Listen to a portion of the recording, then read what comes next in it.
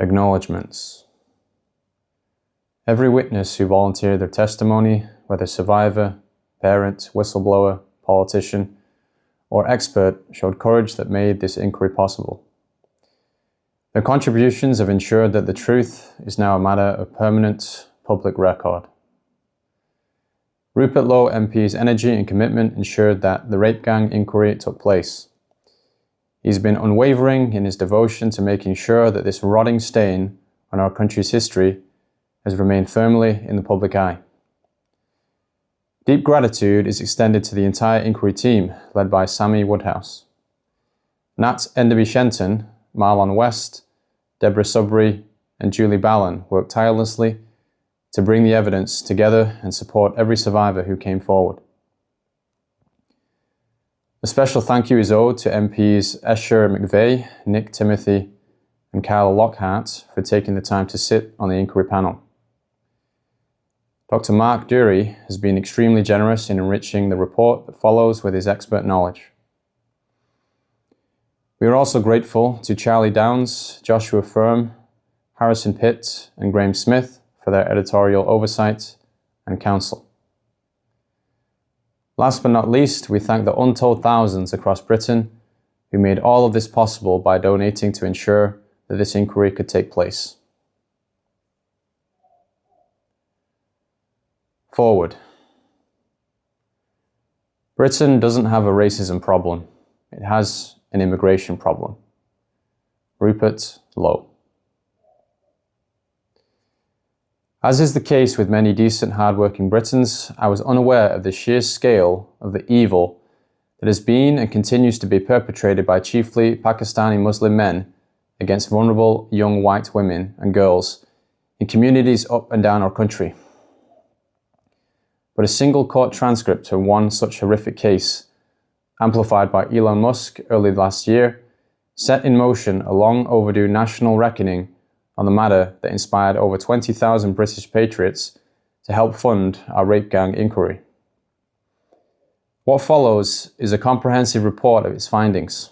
It is essential that all related court documents are securely preserved, both for legal and historical reasons. I am grateful to everyone on my team who has contributed to exposing this demonic chapter in Britain's history, a combination of the paralyzing fear of racism accusations and the scramble for votes from imported foreign subcultures meant that pure evil was allowed to metastasize. Nor is the horrendous ordeal over. The root cause of immigration, beginning with the British Nationality Act 1948 and escalating under Tony Blair from 1997 onwards, believing proud nations to be responsible for the mid-20th century destruction of Europe, our post-war leaders embraced diversity and multiculturalism as the supposedly civilized alternative. This report establishes beyond any doubt that this open society obsession has in fact enabled untold barbarism of its own. Oil and water do not mix, and cultural differences going back centuries are the genesis of this problem. I urge all Britons to read this report in full. Lessons need to be learned, and prosecutions need to follow for the appalling cowardice of those responsible for refusing to resist such horrors. The strongest possible penalties, up to and including death, must also be sought for those yet to be properly punished, or indeed punished at all, for their vile, unspeakable crimes. The world is a dangerous place to live, not because of the people who are evil, but because of the people who don't do anything about it. Albert Einstein. Man is the cruelest animal. Friedrich Nietzsche.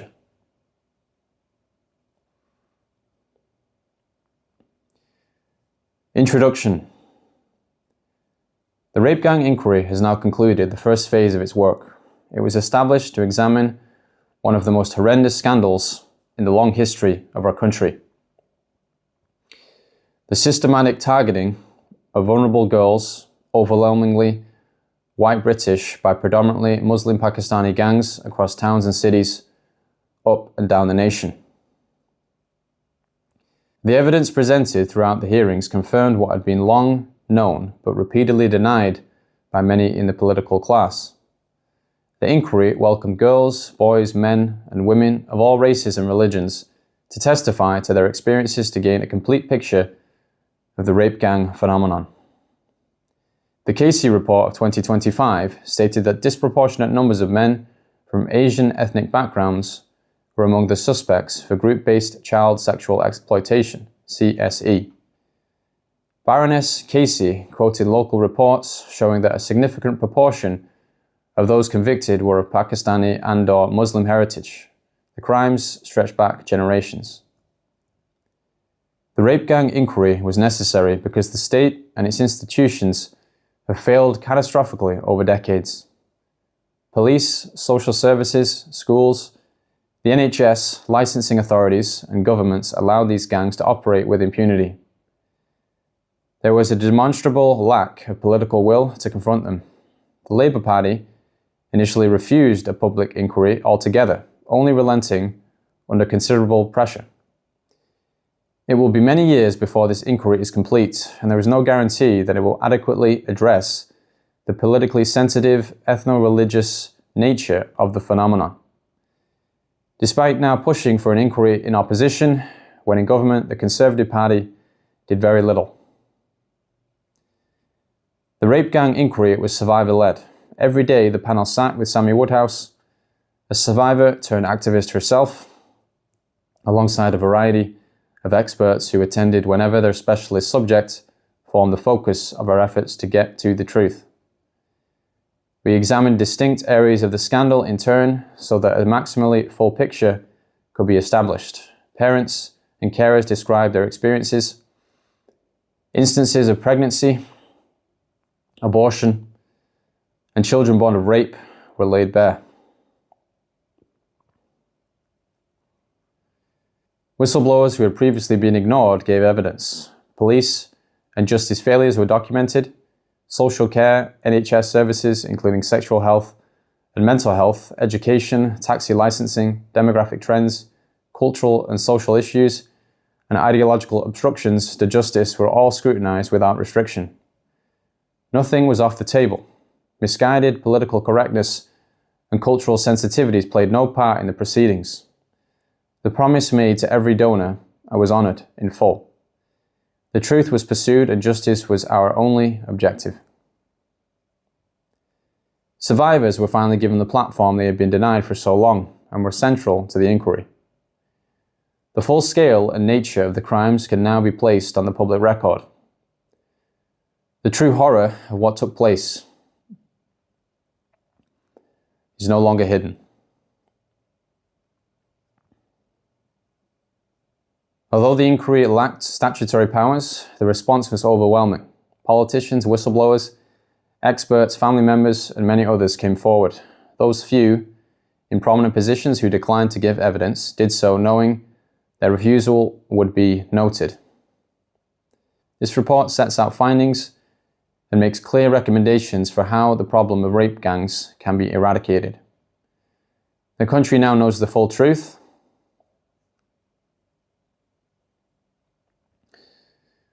The country has been given the basis for justice.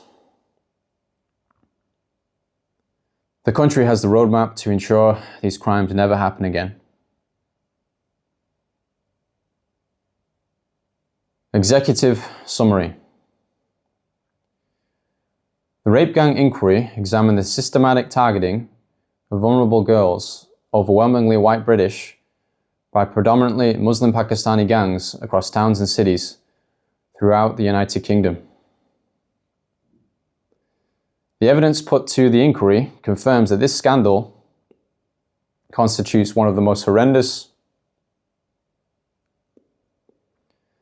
failures in the history of the country.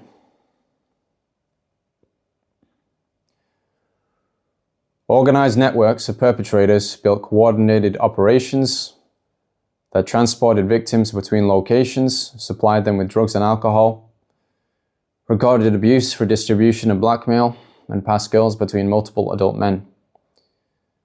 These crimes have been committed for decades, since the 1950s, by Pakistanis in particular, and have affected every region of our nation. The scale of the crimes committed is staggering. It has been previously established that at the very least, 250,000 young white girls have been subjected to repeated rape, gang rape, trafficking, torture, pregnancy, forced Islamic conversion, and lifelong trauma. The true number is probably higher. The perpetrators bear primary responsibility, yet the institutional failures that enabled them for decades must also be confronted.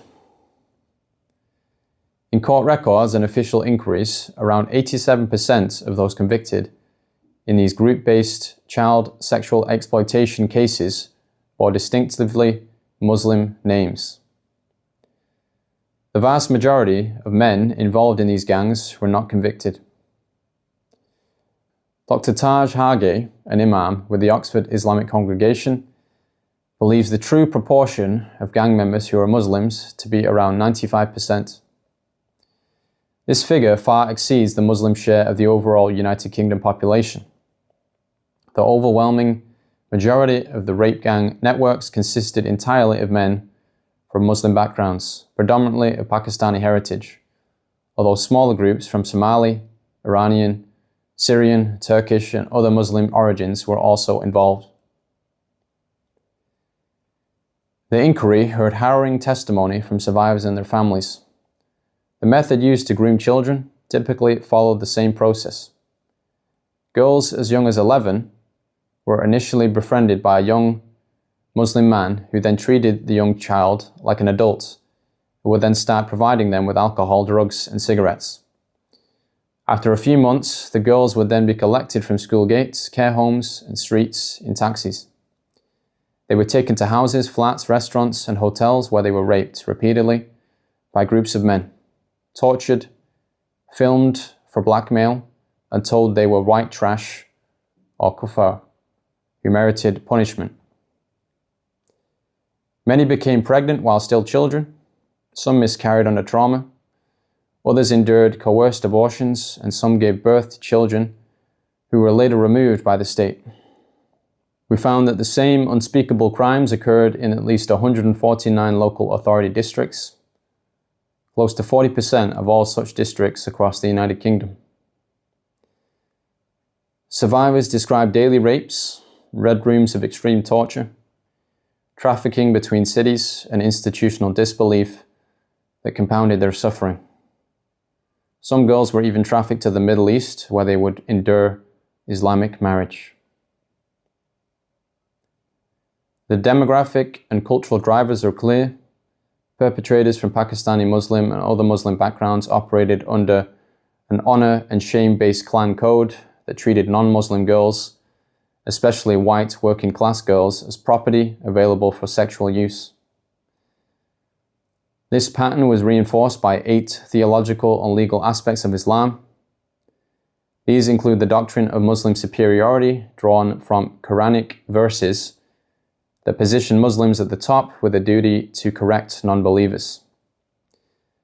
The gang members' justification for their crimes can be found in the Islamic principles of loyalty and disavowal known as al-wala wal-bara.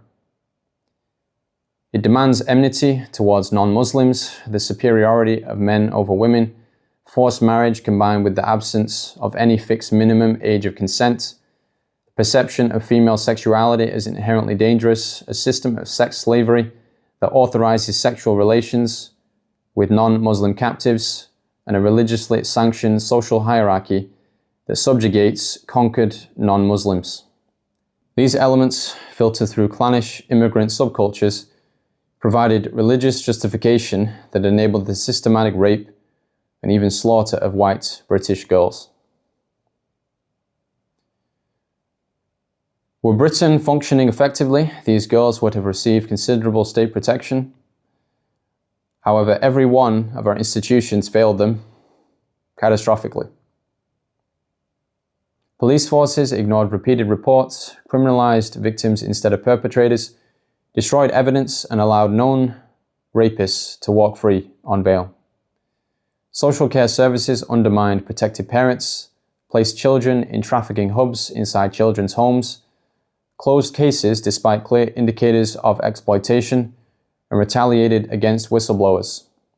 The NHS recorded genital injuries, multiple sexually transmitted infections in children as young as 13, pregnancies caused by rape and suicide attempts, yet discharged victims back to their abusers without safeguarding referrals or trauma care. Schools observed older men collecting girls at the gates, heard disclosures of rape on school premises, and responded by excluding victims rather than protecting them. Taxi licensing authorities renewed permits for drivers who formed the logistical backbone of the networks and collapsed in the face of organized protests when basic safety measures were proposed. Political failure lies at the heart of the scandal. Successive governments lacked the will to confront the ethnic and religious patterns. The Labour Party bears particular responsibility. It initially refused a public inquiry and only relented under pressure by ordering a process viewed with widespread scepticism. Labour-dominated councils and MPs were briefed on the gangs long ago, yet later denied knowledge. The party prioritised electoral reliance on Muslim voting blocs and then blocked or watered down inquiries, suppressed ethnicity data, and framed legitimate concerns as far-right agitation.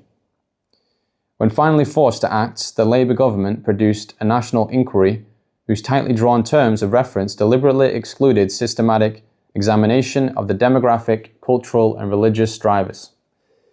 The Conservative Party, while in government, continued with Labour's approach and failed to impose mandatory ethnicity recording or launch a full statutory inquiry despite clear evidence from Rotherham and elsewhere. Scottish political parties have refused a dedicated inquiry and failed to record offender ethnicity.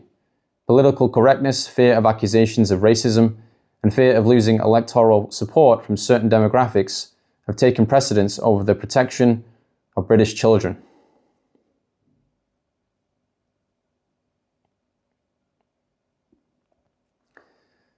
Whistleblowers, parents, and survivors who came forward showed extraordinary courage despite having been met in the past with disbelief and intimidation. The perpetrators operated with impunity because the state enabled them. The evidence now demands immediate and decisive action to eradicate the problem, deliver justice for the victims, and ensure these abhorrent crimes are eradicated from our shores. We now have a clearer sense of the problem. There are a number of measures necessary to resolve them, up to and including considerable changes to our criminal justice system, the passage of legislation aimed at targeting specifically gang-based CSE, and a great amount of institutional overhaul.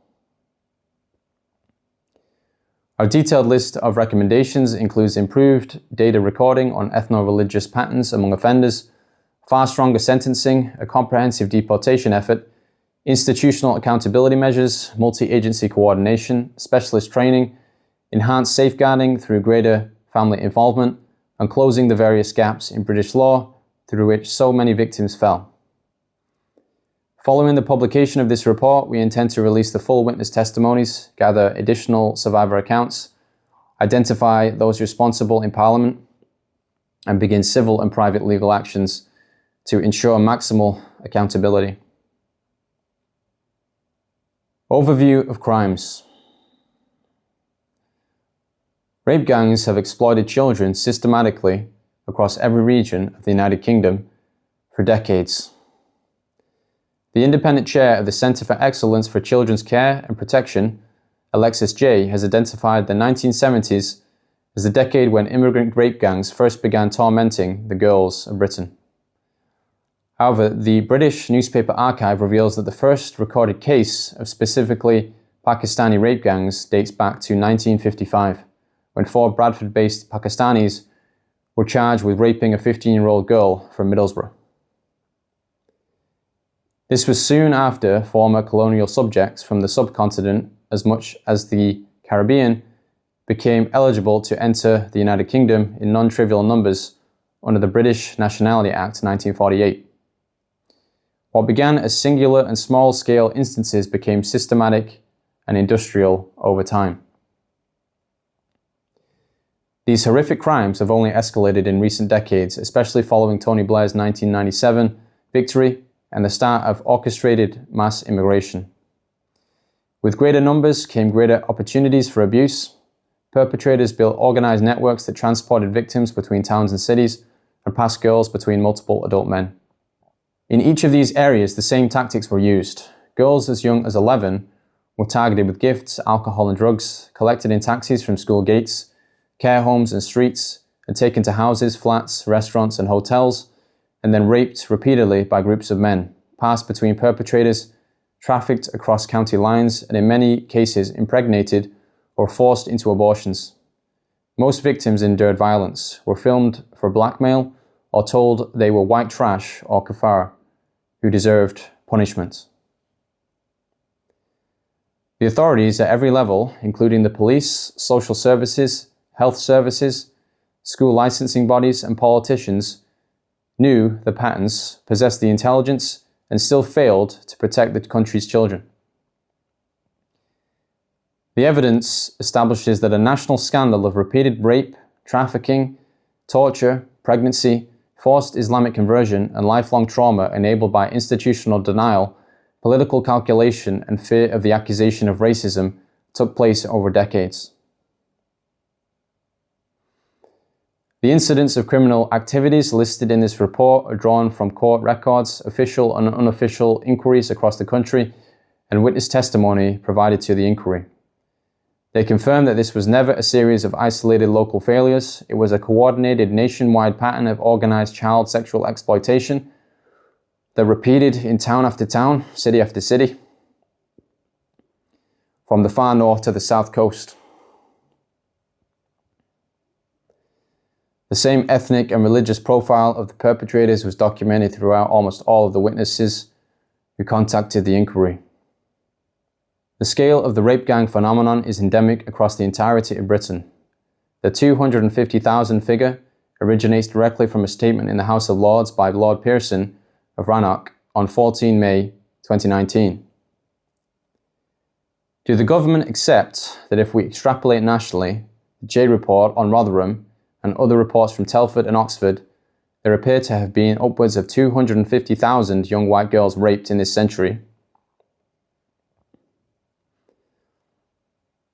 Very largely by Muslim men, usually several times a day for years. He added that this number is probably an underestimate. This extrapolation now has greater support due to further data that has been collected derived from scaling the patterns documented in major inquiries. Rotherham, J Report 2014, at least 1,400 girls abused between 1997 and 2013, with some updated estimates exceeding this. Perpetrators were overwhelmingly Pakistani Muslim men. Telford Inquiry 2022. More than 1,000 children, predominantly girls, over decades, again with the same perpetrator profile. National footprint. The grooming gang model has been confirmed in dozens of towns and cities. Our independent inquiry, led by Rupert Lowe MP, has heard evidence demonstrating coordinated operations extending to all corners of the country in at least 149 local authority districts. When the Rotherham-Telford scale is applied across the documented national distribution and multiplied by the extreme underreporting factor accepted by official reviews, the total reaches the 250,000 threshold as a bare minimum. We are far from grasping the full extent of the grooming gang criminality in modern Britain. It is reasonable to assume that, since sexual abuse of all kinds tends to be underreported, this is also true of grooming gangs. The Independent has reported that almost 19,000 children were identified as sexual exploitation victims in England in 1 year alone, despite the reluctance of state actors to name or tackle the problem of the rape gangs. After decades of abuse, victims must number in the hundreds of thousands. The full scale is not yet known. Every major review has emphasized that recorded statistics severely understate reality. Baroness Casey National Audit on Group-Based Child Sexual Exploitation and Abuse June 2025, the audit explicitly states that the scale, nature, and characteristics of group-based child sexual exploitation remain impossible to quantify precisely due to inconsistent data collection and historical suppression. Independent inquiry into child sexual abuse and multiple local inquiries 2022 to 2025. It is simply not possible to know the scale because ethnicity, group offending, and historical cases were routinely unrecorded or shelved to protect community cohesion. Overleaf is a heat map that portrays the various locations in which the inquiry can be sure the rape gangs operated. It is likely that the true extent is far worse. The scale, the tactics, the perpetrator profile, and the systemic inaction were almost always identical everywhere. Britain did not face dozens of separate local scandals. It faced one national scandal that the state allowed to grow for decades. London. London stands exposed as the epicenter of institutional denial in the grooming gang scandal. While northern towns faced public inquiries after the truth emerged, the capital maintained a wall of silence for years. The Mayor of London, Sadiq Khan, has repeatedly insisted there were no grooming gangs operating in the city. As our inquiry heard from Susan Hall, leader of the Conservatives in the London Assembly, the rape gang phenomenon is in fact endemic within the city. After challenging Khan about the presence of such gangs in London, Hall was inundated with calls from women and girls purporting to be victims of their predation. Khan describes evidence from whistleblowers as malicious and politically motivated. He told the London Assembly that the problem was far more complex than in other parts of the country, and that young people were being exploited through county lines rather than organised, group-based child sexual exploitation. These statements were made despite the Metropolitan Police holding reports of young girls being plied with alcohol and drugs, then raped by groups of men in hotels and other locations across the capital. A Daily Express investigation revealed that Khan had direct access to HM Inspectorate of Constabulary documents detailing exactly these patterns of offending. He read the files, yet continued to deny the existence of grooming gangs in public. Shadow Home Secretary Chris Phillip MP has accused Khan of facilitating a cover-up, and other politicians stated that both the Mayor and the Metropolitan Police had been denying grooming gangs in London.